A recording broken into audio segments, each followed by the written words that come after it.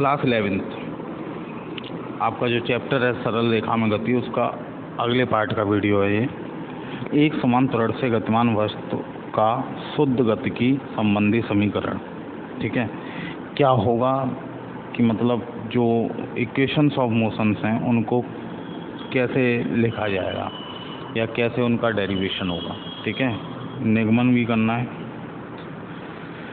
निगमन का मतलब होता है डेरिवेशन। इक्वेशंस ऑफ मोशंस हम जानते हैं, नहीं भी जानते हैं तो आप देख लीजिए। 3 इक्वेशंस ऑफ मोशन होती हैं। v = u + at, u + at, और s small s = ut + half at², half at²। इसके अलावा v² = u² + 2as। Total 3 equations. ठीक है, अब ये कैसे आई, कहाँ से आई, उसे हम देखते हैं। ठीक है, तो हमने ग्राफ देखा था, वेग समय ग्राफ। जब वेग समय ग्राफ 0 से ना शुरू होकर किसी पर्टिकुलर एक पॉइंट से शुरू होता है, तो इस समय ये मानते हैं कि हम इसका वेग 0 नहीं था, तो इसका वेग हमने इनिशियल वेग मान लिया u मतलब प्रारंभिक वेग, और ये किस वेग तक गया, v वेग तक, तो v हमारा हो गया फाइनल वेग। ठीक है, ये जो इनिशियल वेग a पॉइंट, v पॉइंट पे जो वेग है वो फाइनल वेग है, और इस टाइम पे इसने ये वेग इसने t टाइम में अचीव किया, तो टाइम हमने t ले लिया। ठीक है, 3 चीज़ें, प्रारंभिक वेग u, अंतिम वेग v और टाइम t। ठीक है, तो OA डायग्राम में देखेंगे, OA = क्या हो जाएगा, u, ED भी u होगा क्योंकि दोनों एक पैरेलल लाइंस हैं। OC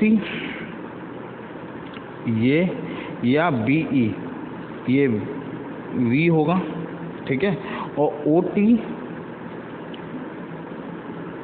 या OE या AD ये दोनों t के बराबर होगा, स्मॉल t के बराबर। ठीक है, क्लियर। तो अब हम आते हैं इक्वेशंस ऑफ मोशंस को ड्राइव करने पे।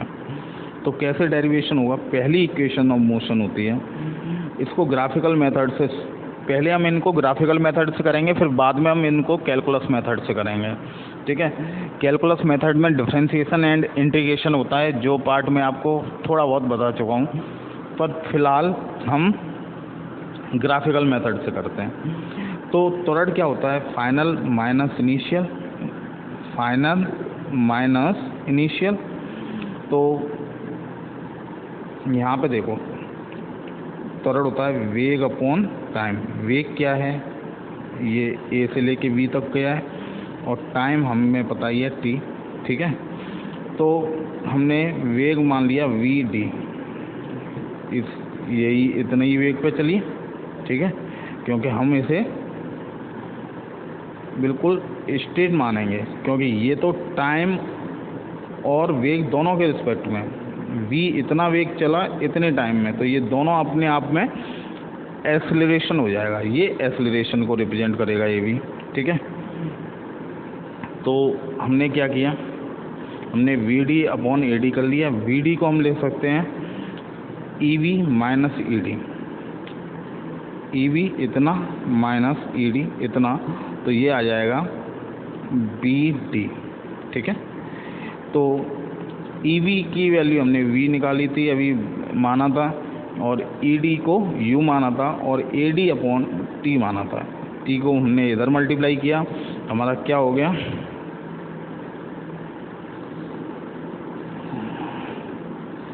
हमारा हो जाएगा at = v माइनस u, और u को इधर ले जाएंगे तो u माइनस का प्लस का हो जाएगा, तो v = u + at।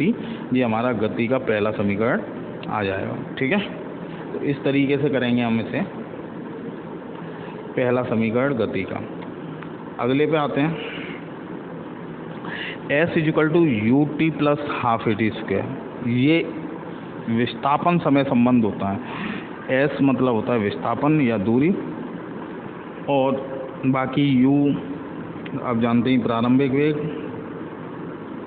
T time, A acceleration, ठीक है, इन सबको आप जानते हैं, ठीक है। तो यहाँ से हमने अभी पढ़ा A is equal to B D upon A D, B D upon A D, ठीक है। तो ए डी की वैल्यू क्या है टी, तो यहाँ से हम बी डी की वैल्यू को क्या लिख सकते हैं ए टी, ठीक है। अब एस इजिकल टू क्या होता है, हमें पता है वी इजिकल टू होता है एस अपॉन टी, वेग इजिकल टू विस्थापन अपॉन समय, तो एस इजिकल टू क्या हो जाएगा v into t, v into t. और जब भी इनटू आता है टर्म तो इसका मतलब होता है कि एरिया हो गया, दो चीज़ों का इनटू क्या मतलब है कि एरिया। तो बेसिकली जो एस होगा वो ये जो एरिया बनना है आपका कौन सा, ए बी डी ई ओ ए, ये इसका एरिया आपका एस हो जाएगा पूरी आकृति का। अब ये आकृति हम दो पार्ट में डिवाइड कर सकते हैं, कैसे उसको देखते हैं। एक आप देख रहे हैं यहाँ पे ट्रायंगल ए बी डी, और एक देख रहे हैं रेक्टेंगल ए डी ई ओ, ठीक है। तो इन दोनों का एरिया अगर प्लस कर दिया जाए तो ये पूरे का एरिया आ जाएगा। तो यहाँ पे ही हमने वही किया है, हमने पूरी आकृति का क्षेत्रफल लिया ओ ए बी, और इसमें एक आयत और एक त्रिभुज का क्षेत्रफल प्लस कर दिया, ठीक है, ऑब्वियस। अब आयत का क्षेत्रफल आप जानते हैं लंबाई इंटू चौड़ाई, तो लंबाई इसमें क्या है, लंबाई आप मान लीजिए ओ टी, और चौड़ाई क्या है ओ ए, ठीक है। ओ ए यू है और ओ टी टी है, सॉरी ओ ई टी है, ये इसकी वजह से कंफ्यूज हो जाता है, पर ये ई पॉइंट है, ठीक है, सिंबॉलिक। तो ओ ए इंटू ओ ई, ओ ए इंटू ओ ई, ठीक है, ये हो गया आयत का क्षेत्रफल। और ट्रायंगल का क्षेत्रफल होता है half into base into height, तो हाफ इंटू बेस क्या है ए डी, और हाइट क्या है बी डी, ठीक है। तो हमने half into base into height, ठीक है। अब आप इसे देखेंगे तो ओ ए की वैल्यू यू और ओ ई की वैल्यू टी, और इसमें हमने वी डी की जगह पे ए टी लिखा अभी, और a d equal to t होता है। तो हमारा इक्वेशन ऑफ सेकंड इक्वेशन आ गई s is equal to u t plus half a t square, okay. अब थर्ड इक्वेशन पे आते हैं। तो इक्वेशन थर्ड में हम जानते हैं v square equal to u square plus two a s होती है इक्वेशन थर्ड।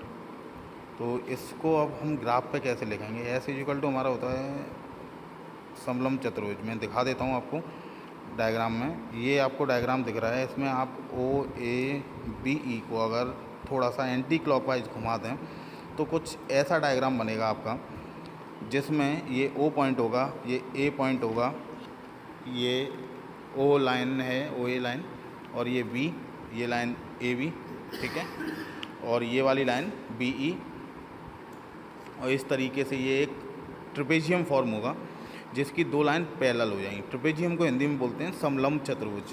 और ये ओ ई बी जो एंगल होगा ये 90 डिग्री का एंगल होगा, तो ये हाइट का काम करेगा। तो जो समलंब चतुर्भुज का क्षेत्रफल होता है वो होता है half into height into sum of parallel side, मतलब area of trapezium is equal to half into a plus b into h, ठीक है। अगर हम इसको ए स्मॉल ए और बी से सिम्बॉलिक कर दें तो इसमें अगर देखेंगे तो ए स्मॉल ए क्या है ओ ए, और स्मॉल बी क्या है बी ई, और हाइट हो जाएगी ओ ई, ठीक है। तो हम इसी को फॉर्मूले में लिखेंगे, ठीक है। तो कैसे लिखेंगे फॉर्मूला, देखिए S is equal to half into O A plus E B into O E, ठीक है। अब ओ ई को अगर हम ऊपर से ये देखें तो ई बी माइनस ओ ए अपॉन स्मॉल ए, इसमें स्मॉल ए त्वरण है, ठीक है। तो ये पैरेलल लाइन है ओ ए और बी ई, ठीक है, और हाइट ओ ई है।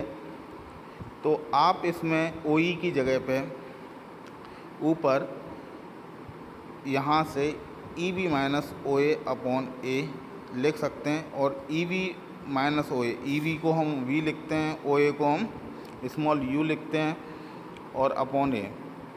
तो आप यहाँ पे देखेंगे तो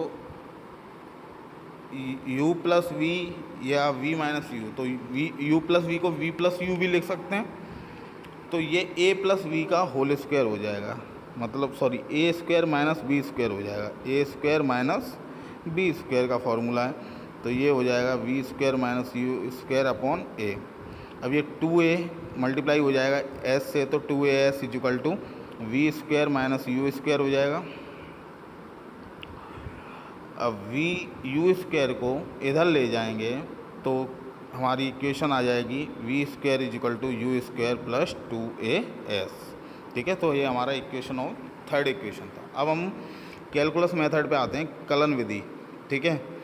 तो कलन विधि में क्या होता है, डिफरेंशिएशन एंड इंटीग्रेशन करते हैं। डिफरेंशिएशन मतलब बहुत इंस्टेंट पार्ट निकालना हो, और इंटीग्रेशन जब उसका बड़ा पार्ट निकालना हो या उसको विस्तृत रूप में लिखना हो, ठीक है।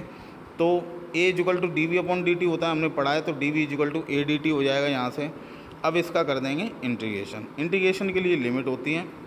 हमारा ग्राफ हमने देखा है कि u से v मूव कर रहा है, जो प्रारंभिक वेग है वो u है और अंतिम वेग है वो v है। टाइम 0 से t मूव कर रहा है, तो यही हमारी लिमिट हो जाएंगी। u से v वेग की लिमिट होगी और 0 से t समय की लिमिट होगी, ठीक है।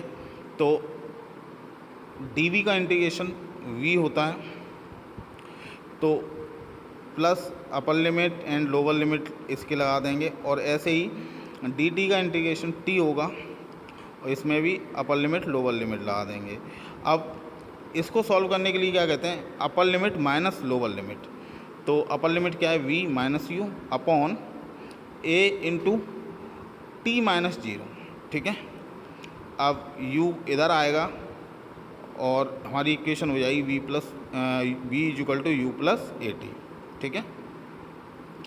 dv का इंटीग्रेशन अगर हमें निकालना हो तो सिंपली v होता है, ठीक है। और लिमिट अगर लगा दी तो ये लिमिट हमारी u नीचे वाली और v ऊपर है तो v ऊपर वाली, इस तरीके से लिखते हैं, ठीक है। और इसको डायरेक्टली v माइनस यू कर देते हैं, अपर लिमिट माइनस लोअर लिमिट। जब भी सॉल्व करना होता है तो इसमें जो अंदर होता है उसकी जगह अपर लिमिट और नीचे होता है उसकी जगह लोअर लिमिट, ठीक है। इस तरीके से हम करते हैं इसे इंटीग्रेशन को। वैसे मैंने आपको कराया हुआ है, ये पूरी एक्सरसाइज कराई है, ठीक है। अब द्वितीय समीकरण पे आते हैं। द्वितीय समीकरण हम जानते हैं s equal to u t plus half a t square होता है। तो इसमें हम v equal to d s upon d t instantaneous वेग निकाल लेते हैं, क्योंकि हमें s निकालना है, ठीक है। और यहाँ से डी एस इक्वल टू क्या हो जाएगा, वी डी टी। अब पहली इक्वेशन से हम जानते हैं v इक्वल टू क्या होता है, u प्लस ए टी। तो v की जगह पर हमने u प्लस ए टी रख दिया, ठीक है। अब लिमिट देखेंगे तो एस भी 0 से, विस्थापन भी 0 से s तक जाता है, और जो टाइम है वो 0 से t तक जाता है, ठीक है। क्योंकि टाइम t इक्वल टू 0 पे जो विस्थापन हुआ होगा वो 0 है, ठीक है। अब हमने वही किया, D S integration, lower limit 0 upper limit s ले ली, और यहाँ पे लोअर लिमिट t और upper limit lower limit 0 upper limit t ले ली, ठीक है। इसको मल्टीप्लाई करेंगे dt को पहले u से, तो एक इंटीग्रेशन u कांस्टेंट की तरह ट्रीट होगा तो बाहर आ जाएगा, तो u इंटीग्रेशन ऑफ dt हो जाएगा, लिमिट वही, और इसमें a कांस्टेंट होके बाहर आएगा तो t dt हो जाएगा, ठीक है। तो सबसे पहले तो ds का इंटीग्रेशन s हो जाएगा, ये हम जानते हैं, और dt का भी t हो जाएगा, ये भी हम जानते हैं, ठीक है। वही अपर लिमिट लोअर लिमिट। अब t का इंटीग्रेशन के लिए मैंने फार्मूला बताया था आपको एक, उस फार्मूले पे काम करेंगे। वो फार्मूला है इंटीग्रेशन ऑफ x की पावर n dx। अगर x हम कोई फंक्शन लेके चलते हैं और उसका इंटीग्रेशन करना है तो वो होता है x की power n plus 1 upon n plus 1, ठीक है। ये मैंने आपको बताया है। इंटीग्रेशन ऑफ एक्स की power n dx is equal to x की पावर n+1 अपॉन n+1। ठीक है, अब क्या करना है, अगर इसमें x की जगह पे t और n की जगह पे 1 लेना है, क्योंकि पावर t dt निकालना है, तो t की पावर क्या है 1, तो n की जगह पे 1 रखेंगे तो n 1+1 2 हो जाएगा, ऊपर भी 2 और नीचे भी 2, तो पावर में भी 2 आएगा और नीचे भी 2 आएगा। तो upper limit minus lower limit s minus t, और बस इसको सॉल्व करेंगे तो s is equal to u t plus half a t square आपका आंसर आ जाएगा। ठीक है, तीसरी इक्वेशन पे चलते हैं। V square is equal to u square plus 2as। ठीक है, तो त्वरण हम जानते हैं a इज इक्वल टू क्या होता है, d v upon d t होता है।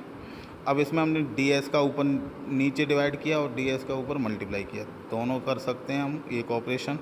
ठीक है, अब D s upon d T क्या होता है, वी होता है, ये हम जानते हैं। तो हमने D s upon d T की जगह वी रख दिया और क्रॉस मल्टीप्लिकेशन करेंगे तो a d s is equal to v d v आएगा।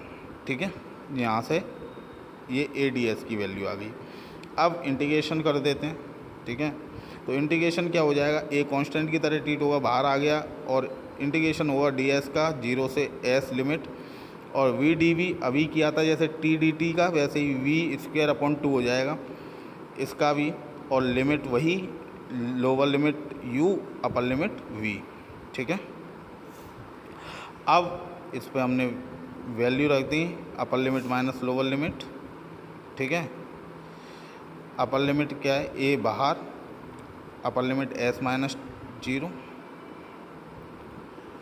ठीक है, is equal to half, upper limit क्या है v स्क्वायर माइनस यू स्क्वायर, तो ये 2 इधर मल्टीप्लाई होगा as से, तो ये 2as हो जाएगा, और इधर हो जाएगा v स्क्वायर माइनस यू स्क्वायर। ठीक है, यू स्क्वायर को इज इक्वल टू के इधर ले आएंगे तो हमारी इक्वेशन थर्ड आ जाएगी, v square is equal to u square plus 2as। ठीक है, तो ये तीसरी इक्वेशन। अब हम मोशन अंडर ग्रेविटी पढ़ना है अब हमें। ठीक है, तो हम उससे भी पढ़ लेते हैं। गुरुत्व के अधीन गति, दो तरह की गति होती है गुरुत्व के अधीन। एक जब ऊपर से नीचे कोई ऑब्जेक्ट आ रहा है, एक नीचे से ऊपर जा रहा है। ठीक है, तो जब ऊपर से नीचे आएगा तो उस समय जो गति होगी वो ग्रेविटी के अंदर मोशन होगा, और जब नीचे से ऊपर जाएगी तो वो ग्रेविटी के अगेंस्ट होगा, मतलब ग्रेविटी के विपरीत और ग्रेविटी के साथ। तो जब ऊपर से नीचे आएगी तो ए की जगह पे हमको प्लस जी रखना है, और एस की जगह पे एच, क्योंकि दूरी हाइट में कन्वर्ट हो जाती है ऊपर के मामले में। ठीक है, तो हम सारी इक्वेशंस जो इक्वेशंस ऑफ मोशन है उसमें एस की जगह पे एच रखेंगे और ए की जगह पे जी रखेंगे प्लस का।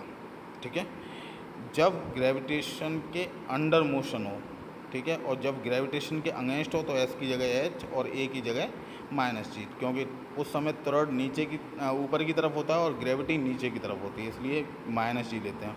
बाकी इक्वेशंस वही हैं, सब में प्लस जी वही ये सब रख के आप निकाल लेंगे। Okay, thank you.